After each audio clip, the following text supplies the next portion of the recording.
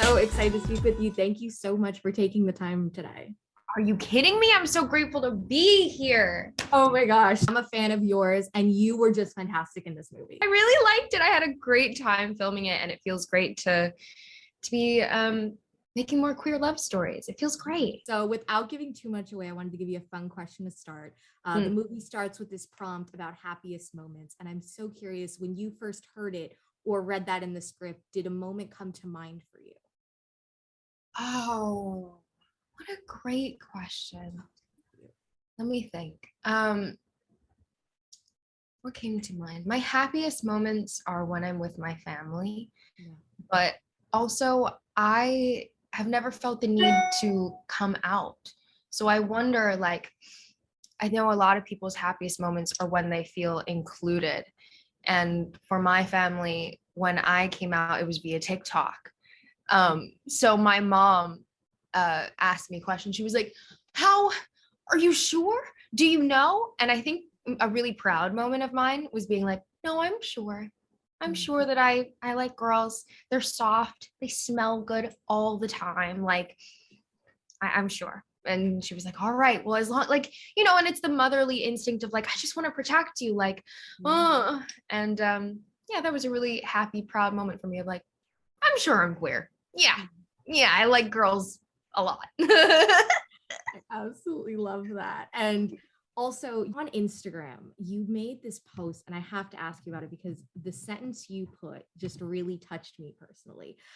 You were talking about, you know, how who and what we see on TVs and smartphones affect how people treat us in real life.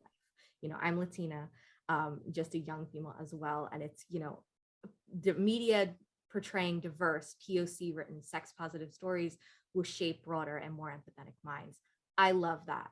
It really touched me. So I wanted to ask you, what do you hope to see going forward in the entertainment industry? I hope to see, well, actually, what I hope to see is also what I hope happens behind the camera and in the writers' rooms, of more inclusivity, a broader range of stories, things I haven't heard before, families that I haven't seen on screen. Like I've seen the white picket fence. There are a lot more stories than just that. So I really hope that the stories coming to light now are ones that are written with heart and written with people of color in mind and in those writers' rooms, so that we get just more full, more joyous, richer storylines, and more interesting ones, to be frank. I love that. And I love that you're using your platform to spread that. You know, it's really an important message. So thank you for that. But fun questions. In your opinion, what makes the perfect rom-com? Oh, there's got to be the dramatic kiss in the rom-com. There's got to be some type of miscommunication. Like either they just pass each other, or like, you know, like someone hears something but it isn't the full sentence. Like, so, you know, your heart just goes like, no, if only they heard this part of the story. And there's got to be like one more. Oh, and there's always got to be some type of really funny, like comedic relief. It's got to keep me going and giggling and laughing throughout the entire thing. Yeah, those are the like key points of a good ass rom-com. And this movie had all of them, just saying. Yes, very much. You know, relationships are huge with television and movies right now. People love to ship stuff. So I'm curious. That's the best way I can put it, right? That was smooth. That was a good one. Listen, as soon as that trailer came out, people were shipping. You know it, I know it. What are your personal favorite romance tropes? Oh my gosh, you're so fun. These are such fun questions. I try. Thank you. Romance tropes. I love a good enemies to lovers. Right? That's like classic though. I love a good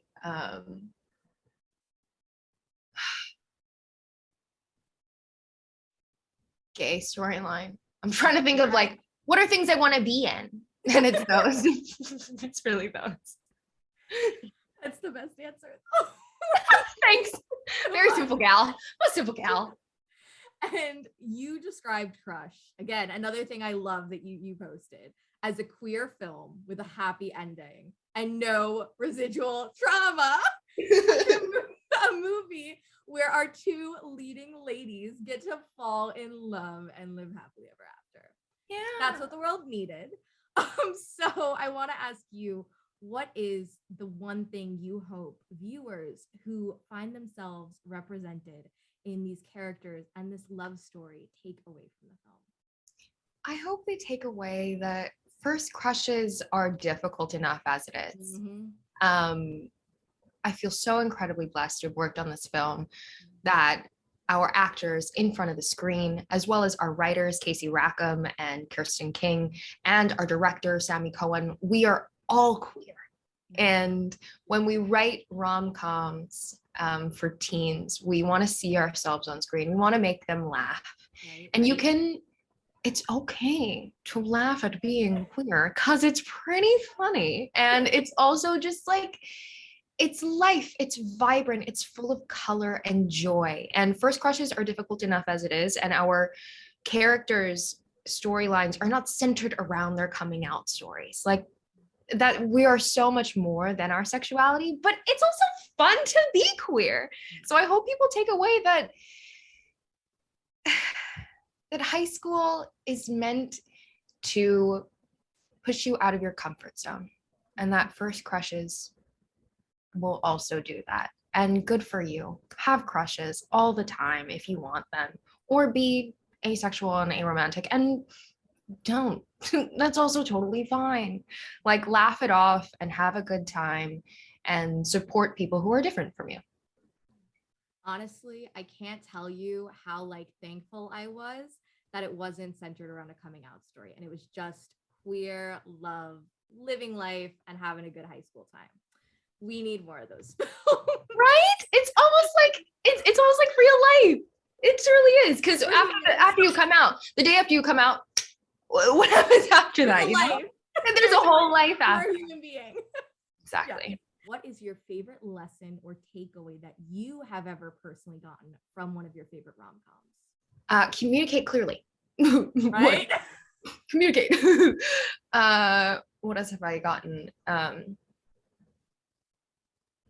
Never hurts to put on just a little bit of lipstick before going out, because you might bump into somebody. You might have your meet cute. You might have your moment, right? You never know. So like just a little chapstick never hurt. You know what I mean? And then one more. Just believe that you're the main character. You are the main character. Good. You are the main character. And like, and like, if you believe that you are glowing and like you make really good eye contact, this is like an actor trait. Okay. Actors make really good eye contact. That's it. We're just really good at making eye contact. So if you make really great eye contact and you are like smiling and you believe that you're the main character, you're unstoppable. It is true. That's what you need to know. That's how you apply rom-com energy to IRL.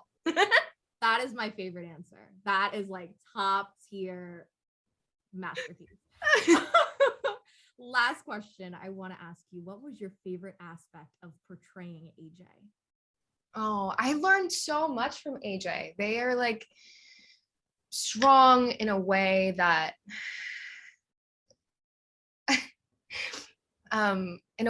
like made me laugh, because I am constantly like worried about, do people like me? Am I being too much? Whereas I think AJ she pulls it all back and she is more of a watcher. So she watches, and then with Paige, she's like, you're weird, but funny and endearing. And she kind of took the back seat for a while. And I also loved portraying her because she's more masked than I typically portray myself. And I also learned how to skateboard, and I fell a lot. And that whole process of of being okay with falling and being embarrassed and then having to get up, like that was a whole metaphor for me. So I learned a lot from her. I learned to like take it easy, take a breath, and fall down and get back up. Truly, in metaphor and genuinely IRL. I had so many bruises when I was working on Crush. It's not even funny. So many, because then I was also running. I'm not a runner. Same. That's all. But it was worth it in the end. I love it. Thank you so much. And it was just, you are so wonderful. It was such a pleasure speaking with you, and huge congrats on the film. Thank you very much. You are an excellent interviewer. That means the world. Thank you. Genuinely. I hope to speak with you again soon. We will. We will. Yes. Okay. Thank you so much. Stay safe and talk soon. Bye. The activists, directors, comments and the lectures, fanboys, professional artists and professors. Maybe a nerd who's just like you, talking about the things that you like too. So I invite you to the NOC. In full color, you see me. The hard knock life, comics, movies, and TV. Yeah, pop culture with a different perspective. Watch it on your screen, hit play, so check this.